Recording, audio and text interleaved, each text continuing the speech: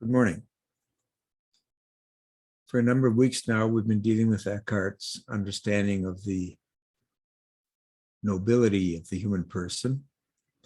And we've emphasized how he talks about creativity, our creativity being part of that nobility. And of course, this is the biblical tradition of our being images and likenesses of the Creator, that we co-create with divinity. And we spent several days on the wonderful work of Jennifer Harith, her book Art and Injustice, and her work with young people and people in war and refugees and so forth all over the world. In today's essay, we return to Eckhart again, and we share some powerful teachings that he has about creativity.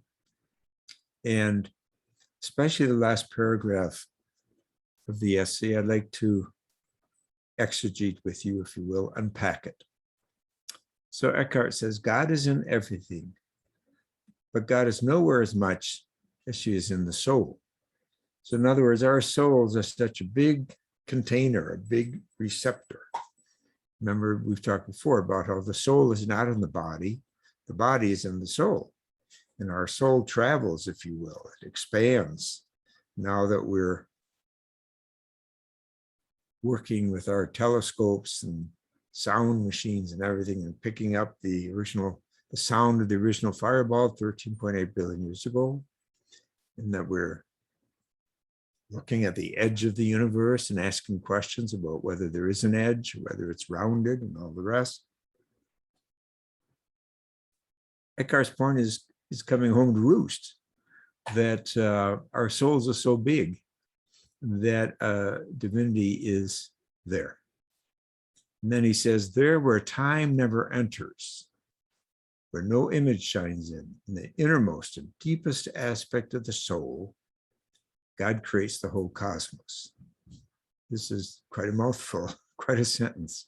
First of all, where time never enters, where no image shines in. So we talk about darkness, aren't we?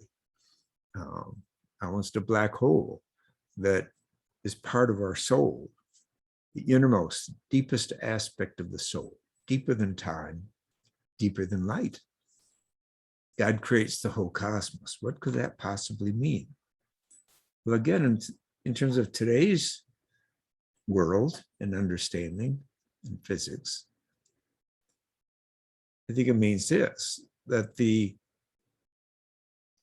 whole cosmos has been in the process of being created for 13.8 billion years.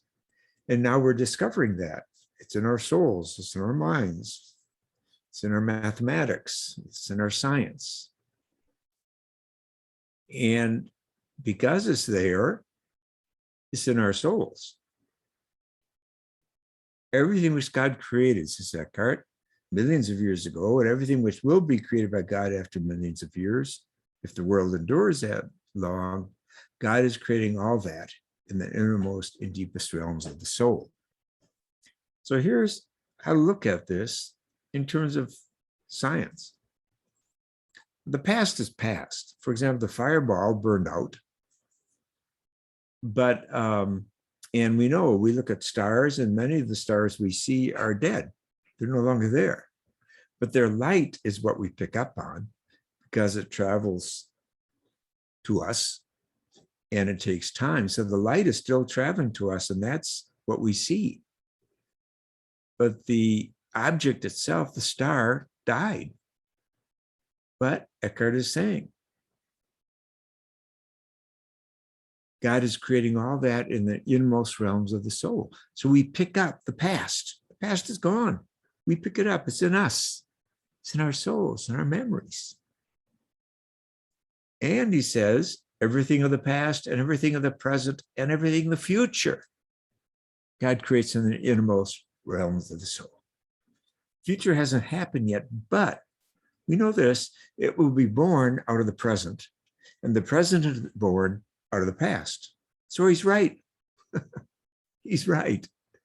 That the future is being created in the innermost realms of the soul, where the past dwells in his latest form and where the present is happening. So I find Eckhart stunning, absolutely stunning, especially in light of today's physics.